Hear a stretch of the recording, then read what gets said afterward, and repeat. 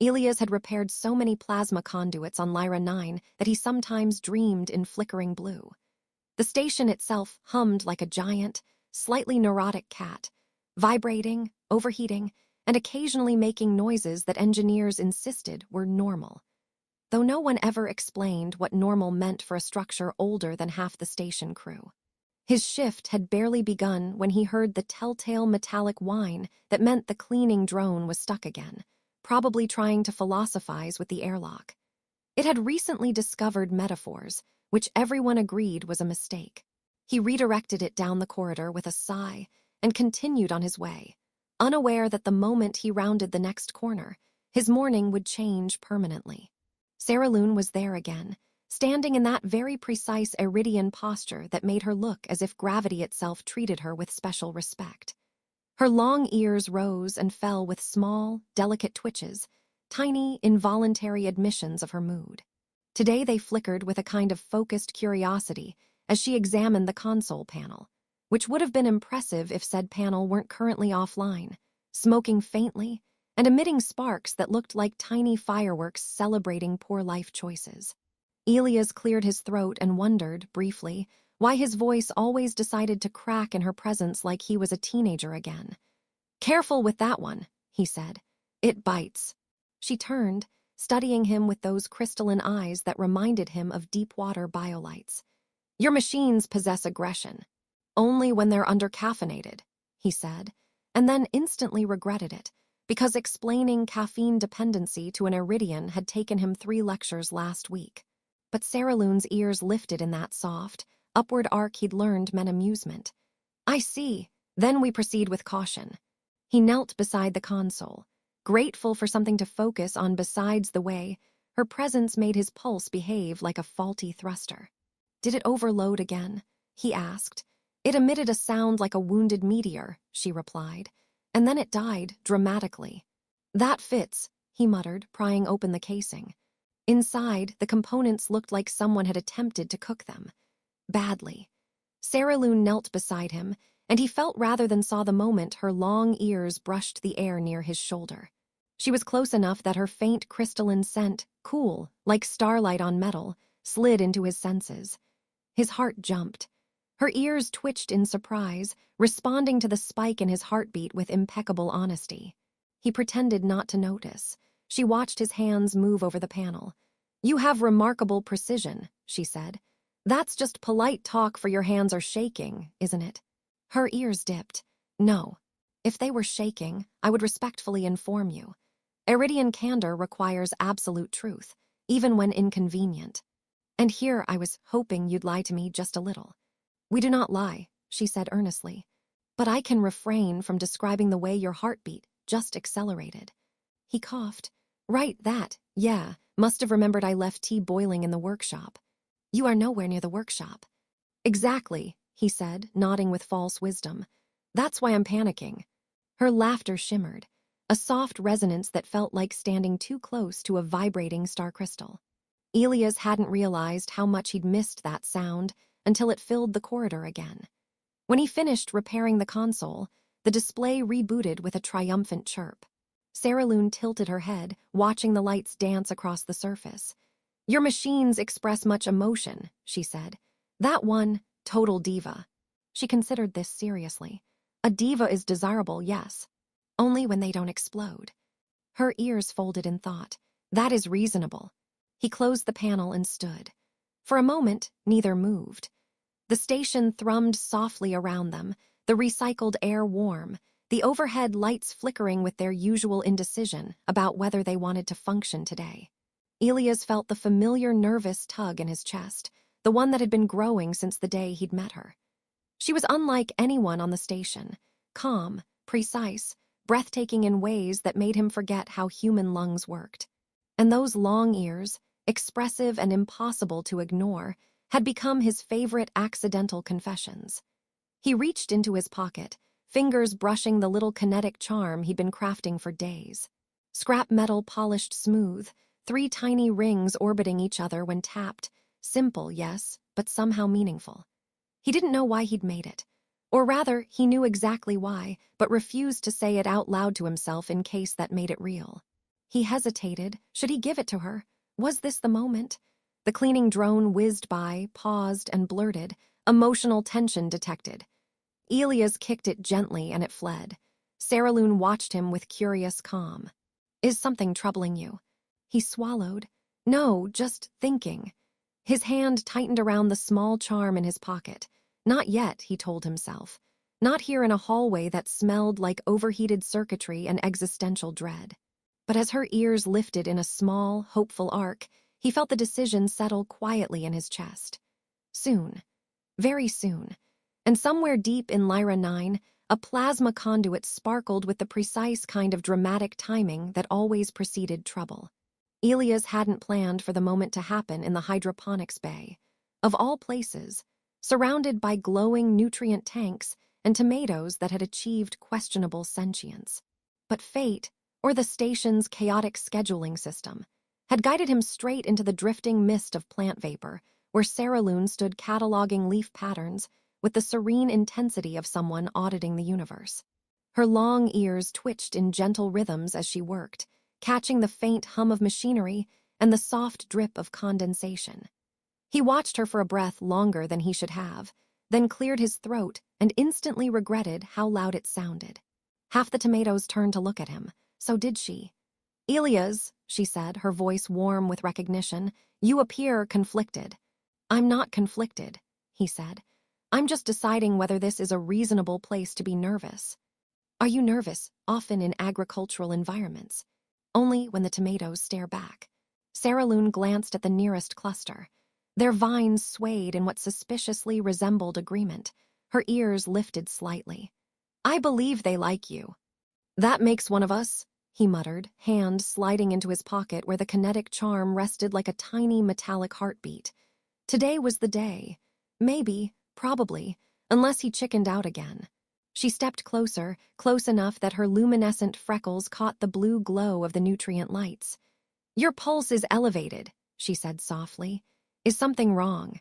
No, he lied, then immediately panicked because she could hear his heartbeat like it was a broadcast. I mean yes, I mean no again, it's complicated. Complicated feelings are acceptable, she said calmly.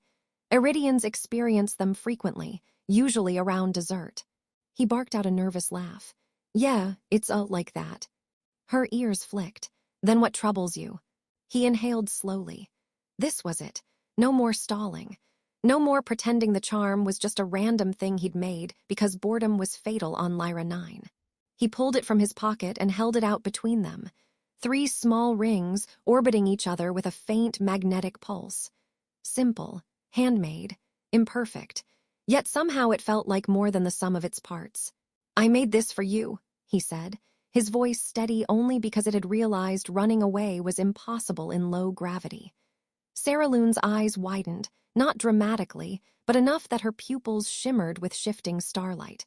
Her breath caught. Her long ears shot upward so quickly one of the tomatoes ducked. She didn't speak, didn't move. He stared, waiting for her to say something reassuring like, thank you, or how thoughtful, or even why does it look like it was built by a distracted squirrel. But instead, she whispered, Elias, this is a bond mark. What now? A symbol exchanged only between devoted partners, she said, voice trembling so fiercely it resonated through the nutrient mist. An Iridian offers this when promising complete emotional alignment. Lifelong dedication, mutual guardianship. It is sacred. It is everything. Elias blinked. Oh. Her ears shivered in disbelief. You are giving this to me. Well, yes, but also not like that. I mean, I didn't know it meant all that. I thought it was just a neat gadget. A neat gadget, she repeated, eyes wide with reverent horror. This is not a gadget. This is a declaration of eternal attachment. Eternal, he squeaked. Eternal, she confirmed. Elias considered collapsing but decided it would only worry the tomatoes. Okay, he said slowly, so this is a misunderstanding. A really big one. The kind that usually ends with people yelling or fainting. Hopefully not both. Saraloon held the charm delicately, as if afraid it might dissolve. Her ears trembled, reflecting emotions she couldn't hide. Confusion, joy, shock, panic, all woven together like strands of electric light. I accepted it, she whispered. That's fine, he said. You can unaccept it, return to sender. No cosmic obligations, no lifelong anything. I cannot unaccept it. Why not? Because the moment my fingers touched it, the bond mark recognized me as its keeper. The declaration is complete.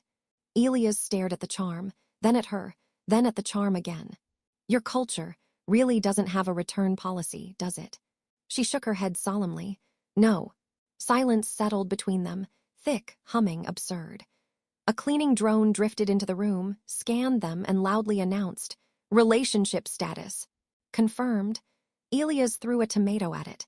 The drone fled. Sarah Loon's voice softened.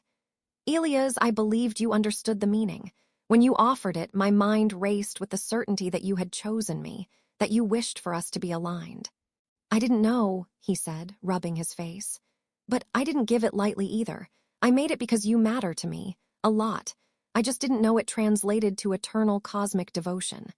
Her ears twitched in a small, hopeful arc. Does this revelation distress you? Yes, he said honestly, but also no. No. Because, if I'm going to accidentally pledge eternal attachment to someone, I'd prefer it be you. Her breath caught. The glow of the hydroponic lights painted her features in soft blue, and for the first time, she seemed genuinely unsure of how to speak. Her ears folded slowly, like petals closing at dusk. Then perhaps, she said carefully, this misunderstanding is fortunate. Or terrifying. Or both, she agreed. They stood there, surrounded by drifting mist and judgmental vegetables, while the charm pulsed gently in her hands, tethering them through a tradition he'd never meant to invoke, but somehow wasn't entirely afraid of anymore. Elias spent the next 2 days pretending to be calm, which fooled absolutely no one, least of all the station's censors, which flagged his quarters as a high-anxiety zone and politely suggested meditation or rebooting his emotional firmware. Sarah Loon kept her distance only because she believed he needed space to adjust, though her long ears betrayed her worry every time she passed him in the corridor. They twitched downward in tiny arcs of concern, and Elias felt a pang each time, realizing he hated being the reason her emotions bent like that. He hadn't meant to shake her world. He hadn't expected her to shake his in return. Finally unable to bear the silence, he asked her to meet him in the observation deck, neutral territory, unless one counted the occasional meteor that smacked harmlessly against the station's shields like cosmic hail. When she entered, the soft glow of starlight brushed her features, casting her long ears in a silver sheen. She stood completely still, as if awaiting a verdict. "Elias," she said quietly, "is this where you tell me you regret it?" He startled at the idea. "No, this is where I try not to sound like an idiot." "You do not sound like an idiot," she assured, though one ear twitched doubtfully. He took a breath. "Look, I didn't understand the meaning of the gift." "That's true, but I know what I felt when I made it. You're important to me. It wasn't eternal devotion in my mind, but it wasn't nothing either." He rubbed the back of his neck. "I guess what I'm saying is, maybe the bond mark jumped the gun, but it wasn't wrong about how I feel." Sarah Loon blinked, and her ears rose in a slow, hopeful sweep. "Then you are not rejecting the alignment." "Not unless you want me to." "I do not," she said at once, then winced. That may have sounded overly enthusiastic. Honestly, kind of appreciated it. Her posture shifted, tension draining from her shoulders. She stepped closer, studying him with that impossible Iridian perception, as if she could see the exact shape of his thoughts. "I feared I overwhelmed you," she said. "Iridian devotion is intense. We do not love lightly." "I've noticed," he said, smiling. "You also don't panic lightly. Your ears nearly launched into orbit." She touched one ear self-consciously. They behaved unpredictably. That's one word for it. A silent stretch settled between them, warm rather than awkward. Elias felt something shift inside him, not a sudden revelation, but the gentle solidifying of choices made by instinct long before he admitted them. He had spent years drifting through life, tinkering with machines, avoiding attachments, because they seemed messier than malfunctioning circuitry. But Sarah Loon had shown him that connections didn't have to be chaotic. They could be chosen carefully, tended with patience, shaped like the small charm he'd made for her. Imperfect, but meaningful. She reached into her robe and lifted the bond mark. In her hands, the orbiting rings glowed faintly as they responded to her touch.